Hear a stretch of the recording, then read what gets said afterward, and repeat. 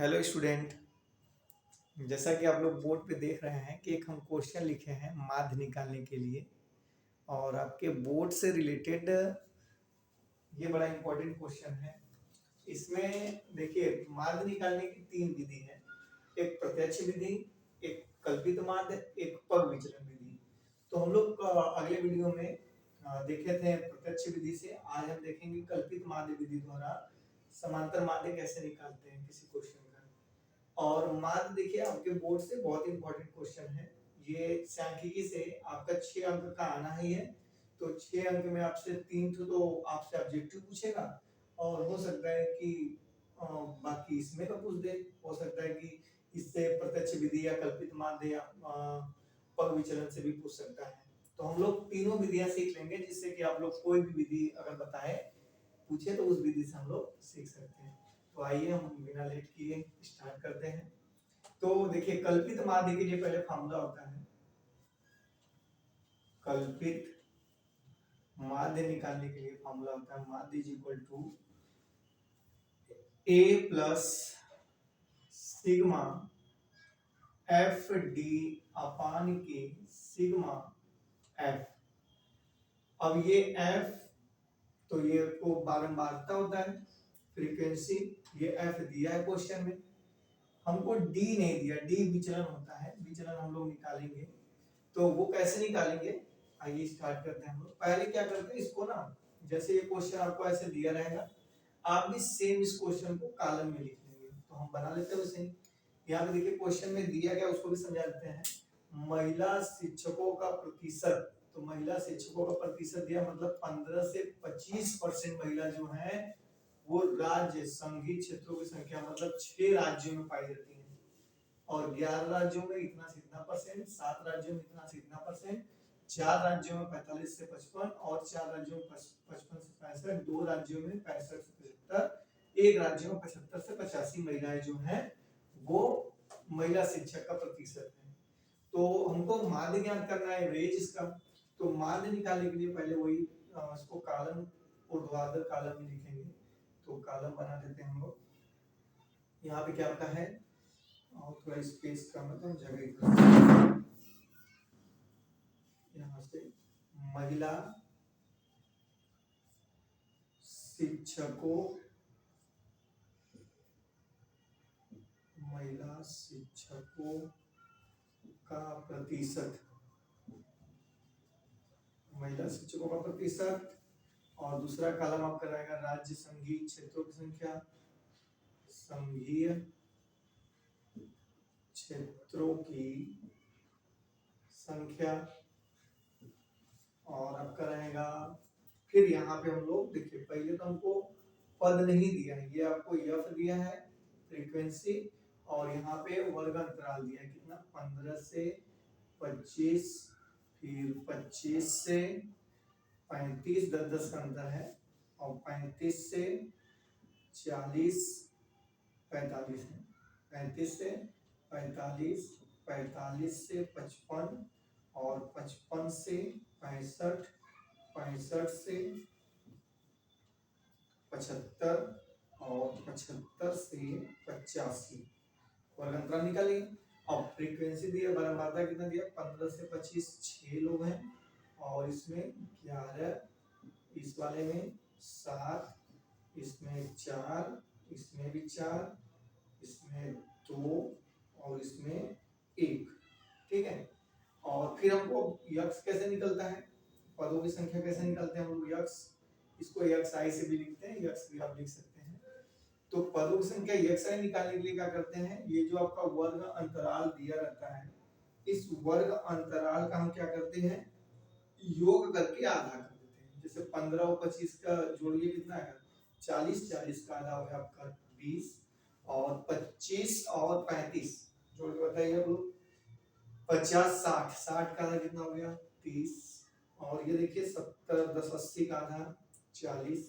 अब यहाँ से भी गेस कर सकते हैं कि देखिए 10-10 का अंतर आ रहा है तो बस ऐसे लिखते जाइए 40, 10, 50 और 50, 10, 60, 60, 10, 70, 70, 10, 80।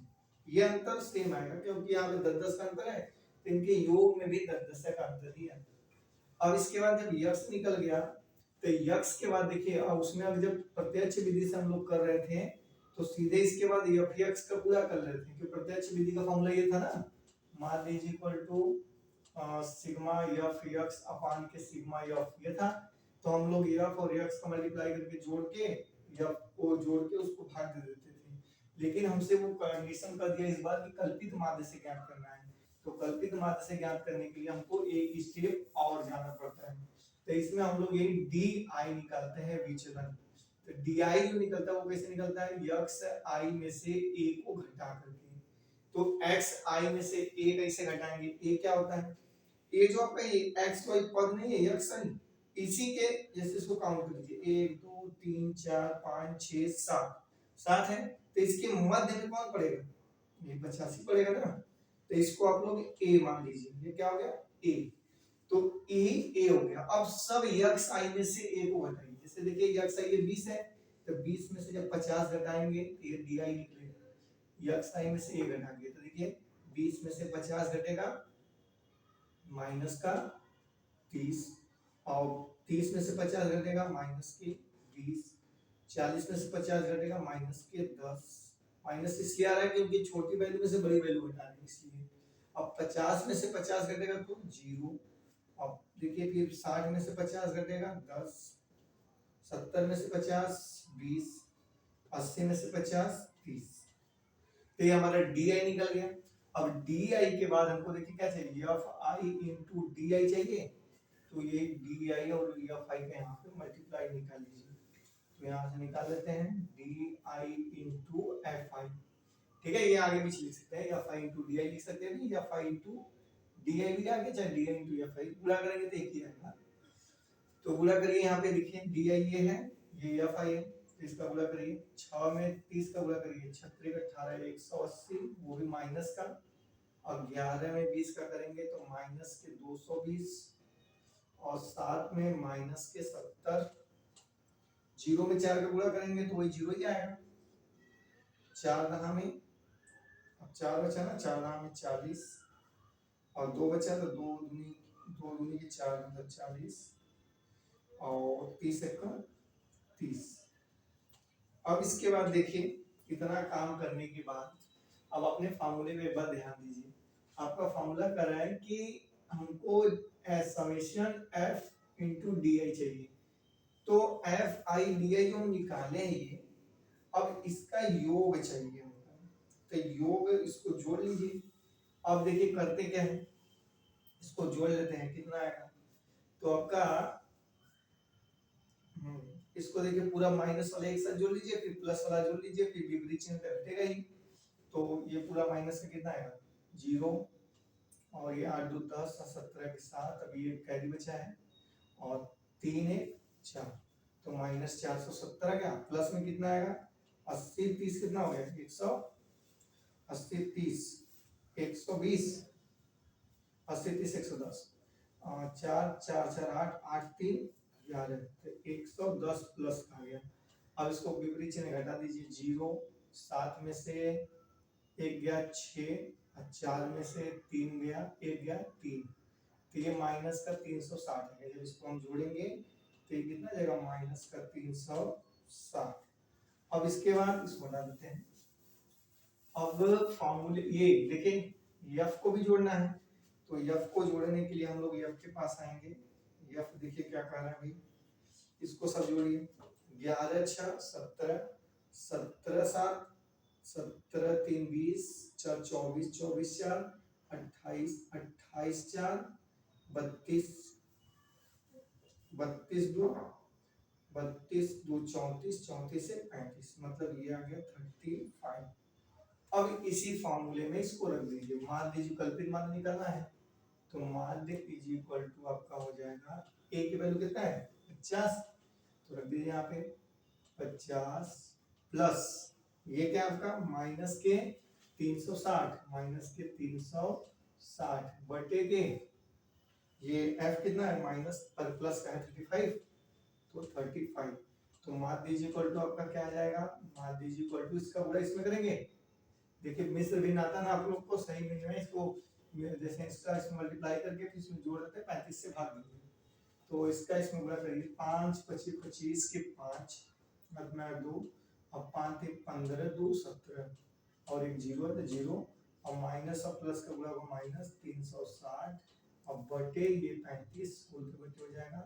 अब इसको घटा लीजिए, 1750 में से 360 घटाना है तो जीरो, 15 में से 6 गया 9 और यहाँ कितना बचा, 6 में से 3 गया 3 1 1390 तो 1390 बटे के 35 कटेगा तो 5 से घटिए, मादे इज इक्वल टू आपका कितना आ गया 5 से तो कटेगा क्योंकि देखिए इकाई का अंक शून्य रहता है और इकाई का अंक 5 तो दोनों नंबर 5 से कटेंगे ही, तो 5 से काट दीजिए, 5 सते 35, 5 से काटिए 5 दूनी के 10 और यहाँ 3 बचा तो 5 सते 35 फिर 4 बचा 5 अट्ठे 40 फिर 7 बचा 7 से काट दीजिए सीधे, 7 से काटेंगे मान दीजिए इक्वल टू थोड़ा नीचे लिख देते हैं आप लोग को दिखे अच्छे से 278 बटे के 7 7 से काटेंगे 7 3 21 7 चौक 28 28 ज्यादा हो जाएगा 3 बार में 7 3 का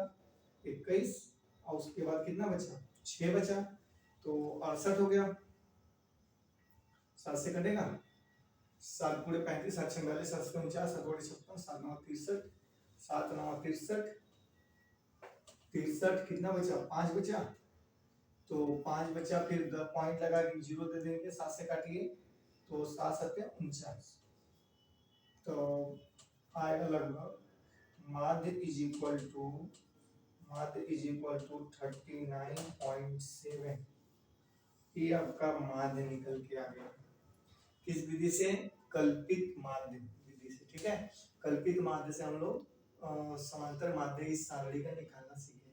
इसमें यही देखिए मेन रहता है डी आई, अब इसी में ना जब उत्पाद विचलन कहेंगे तो बस इसी में डी आई के बाद यू आई निकलता है, वो हम अगले वीडियो में देखेंगे क्योंकि वीडियो लंबा हो जाएगा।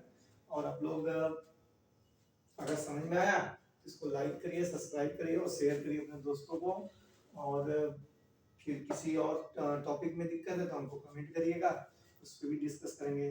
धन्यवाद।